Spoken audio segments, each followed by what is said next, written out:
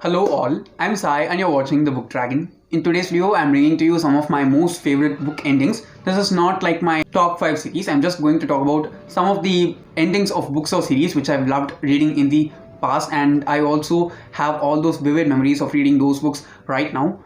Any of these books are not in the particular order except for the last two ones which I'm going to talk about in the video. So they are my most favorite endings of all time as of now from all the books that I've read so far. So without any further ado, let's just get into the books and I'll talk about how I felt about all those endings. At first, we have Ruin and Rising by Leigh Bardugo. If you've been following me for quite a while, you know that she's my most favorite author of all time as of now, and I do like all of the things that she's written so far. I've not read Ninth House and The Language of Thorns alone, but I will be reading them. Also, if you've not watched the Shadow and Bone trailer from Netflix, please do go and watch it because it is the best thing that I've watched in quite a while now. And while I was watching that trailer, I was like crying my eyes out. Okay, I was literally crying my eyes out. You can just read the books for watching that series itself, because when you read the books, you'll picture everything that is there in the books just like it was in the trailer. Now, talking about Ruin and Rising, which is the last book in the Shadow and Bone trilogy, which is the first series or trilogy in the Grishaverse universe. The ending of this one is so bittersweet that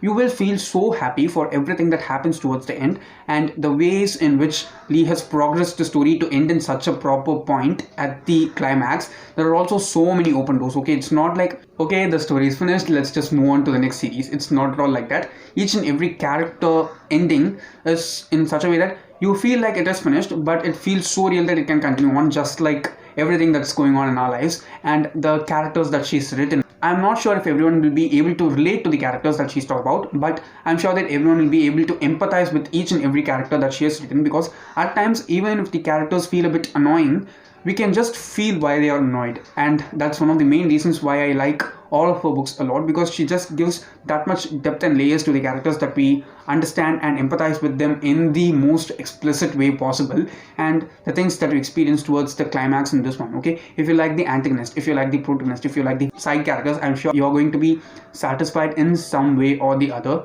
in this book, which is the last one in the trilogy. And I also know that some of you guys, after I have recommended the series for like a million times here, have started reading it, and I'm sure that this climax will definitely satisfy you in some way or the other. I'm not saying that it's the best climax to ever have been written. I don't like one main thing which happens towards the climax of this one, but I'm sure that this is one of my most favorite endings to a book series of all time, which I love, because the things that ended in a way in this one can be changed, but I can definitely say that they are not things that need not have happened. Next, we have Crooked Kingdom, also by Leigh Bardugo. This is the second or last book in the Six of Crows duology. I can say that Six of Crows itself is a really well written book, and as far as I can see from the books that I've read so far by Leigh Bardugo, Six of Crows and Crooked Kingdom are the best pieces of her works. So I'd recommend beginners to start with Six of Crows, then go to Shadow and Bone, though you need to read the trilogy in order to fully experience Crooked Kingdom. The things which I like about the ending of this one is there are particular things that happen to each and every one of the Six Crows, which makes them so well remembered by all the readers who are reading them, because no one is safe. Okay, they have not had good past, they have had horrible past, if you ask me. Horrible past. And after all the things that happen, the climax in this one is also kind of a thing with loose ends, so that the world can be explored further on in the future if wanted. I'm sure that if Leigh Bardugo continues on writing more books in the Six of Crows series, all of them will be good if we have all the main characters as such, and the way in which they grow throughout the two books to be progressed on in the further books, and the relationships that we see around them, the banter that they form, the friendships that they have, which they don't openly express, but there is this particular thing that happens. Okay, the expressions that they share, it just shows how special a bond they have, though they just call it like it is business. We all say that there are no mourners and no funerals, but towards the end, Leigh was just like, we'll see. Okay, and I should say that it was just such an amazing book to read, and that's one of the main reasons why this whole series itself is one of my most favorites, and Crooked Kingdom is definitely one of my all-time favorite books. The next one is Elantris by Brandon Sanderson. I've read both Elantris and Warbreaker, which are two of his most famous standalone novels, but I should say that the ending of Elantris is something which I like more than that of Warbreaker, because in Warbreakers, at instances I felt like some things were rushed up and they were just revealed just like that for us towards the end, but in this one it was not at all like that. I liked Elantris better than Warbreaker, if you ask me, from the memories that I have of this book. And one of the main reasons why I like the climax is the things that happen for the protagonist as well as the antagonist. Okay, usually the antagonist is just given such a bad ending so that the ending makes an impression in our mind, but the thing that happens to the antagonist in this one is the best thing that can happen to a character like him. Okay, the antagonist in this one is Raavan, who is kind of a religious leader and who's trying to make people convert to his particular religion, and that's the strength that he has. And there are certain things that the protagonist also does in order to try and bring down the antagonist, but I'm sure that while you end reading this book, you'll be able to understand why the antagonist mattered a lot and why the ending of the antagonist rather than any of the main characters in the story is really well done. The next book in this list is Gone Girl by Gillian Flynn. This tale itself is a really twisted one rather than most of the stories that I've read and most of the books that I've read. Okay, I have read some grimdark fantasy books also, but this psychological thriller is the one which twisted my mind a lot. There are also some other books by the same author, Gillian Flynn. Dark Places is one of such things which I read in 2020, and I did like that one a lot. It was so dark and gory and so intense, so adult. Okay, I'm sure that if you read the book, you'll have bad dreams. It's that kind of horror and that kind of violent. But this one, it's not violent, but the mind game that Gillian Flynn plays with us throughout this story, okay, especially leading up towards the halfway point and how she ends certain things towards the climax. I thought that you cannot escape from this person no matter what you do, because they are just so brilliant. Okay, you cannot even think of thinking beyond that point what that particular person is thinking. Okay, if you read the book, you know whom I'm talking about, because that character is one of the best things that I've read so far. There's only this particular intention of a psychotic rage that the character has, and the way in which it ended, the amount of foresightedness that this character has had in order to plan all the things that have happened throughout this book, it was just so awesome. And I remember myself, okay, while I got to nearly halfway through the book, I threw it against a wall. It was that good, and especially towards the climax, I was like, I just kept it aside and I was not even able to talk for an hour or so.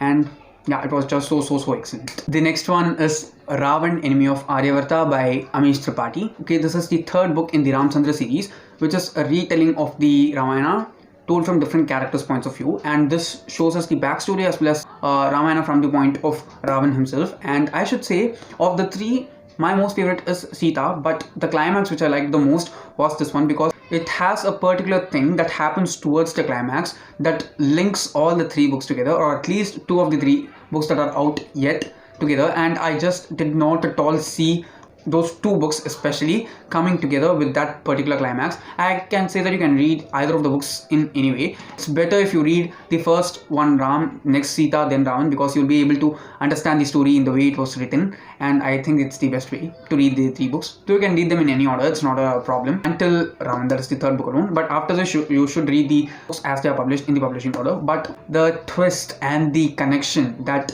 Amish made with this book with the other ones in the series so far was really well done. Okay, I know that some people don't like Ravan. They even say that it's the weakest of all the three books. I don't think Ravan is the weakest book. I think Ram is the weakest, because it just felt so one-dimensional for me. The character of Ram could have been explained a lot better.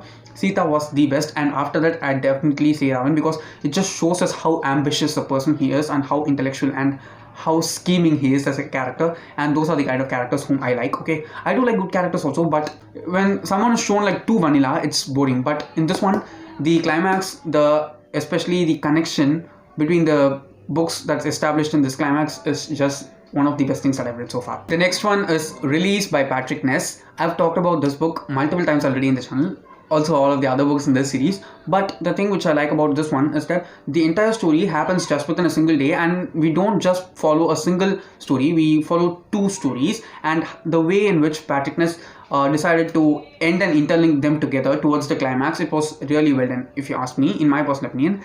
I know that some people don't like the way in which the book ends, but I do think that it's a really good way to do, and the entire prospect of the book is to explain how your entire life can be changed just because of a single day, and the things that can happen within the time of a 24-hour time span. And it was really well done, if you ask me. Some people don't like the supernatural aspect that is added on as a side track to the story, but I do think that the collision of these two storylines which we see towards the end is the thing which makes this book's climax a favorite for me.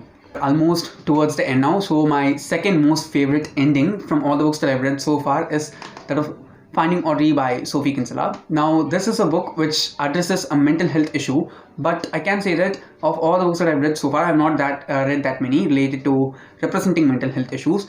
This one is definitely the best that I've read so far, because every time when a mental health issue is addressed in any book, it is done in a serious manner, and most of the times it's not shown in such a happy tone. But the thing that this one handles is anxiety attacks, and I should say the author has done the best way of addressing it to a reader. Okay, I'm saying that even if a person who has anxiety attacks reads this book, they'll be able to understand and they'll just love it a lot, because there's not at all even a single point in which the book makes you feel anxious. It does make you understand the amount of anxiety that the character is facing at particular instances, because the amount of effect that it has on the main character is so high that she can't even see people eye to eye.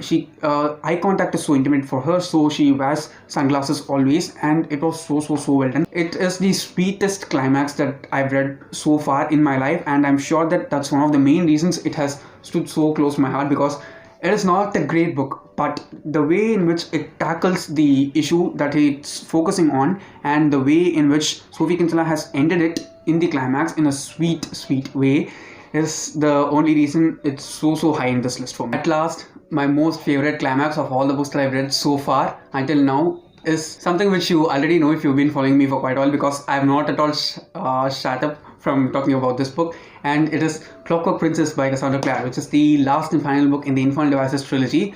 And I should say the best word to describe the climax of this trilogy is that it is totally satisfying. Okay, even from all the other books that I've talked about in this list, I can say one or two things that you can change or you can include or exclude while writing the climax, but in this one I'll definitely not say that, because it has everything that's necessary, and nothing that's said in this one is unnecessary at all. Okay, the amount of impact that it had on me and all the things that I was expecting just got fulfilled perfectly towards the climax. Okay, it's just so perfect. There is only one thing which didn't happen, and I knew that there's no possibility for that to happen, but this one just killed me and made me love the way it killed me. Okay, it was so gorgeous in multiple levels for me. So if you're a person who wants to read a series with a awesome climax and really good character work and relationships that are explored properly, please do try the Infernal Devices, because it's just so awesome. Okay, it might seem like I'm exaggerating, but I'm not. Okay, I just love this book so much, and this was my most favorite book of 2020. Just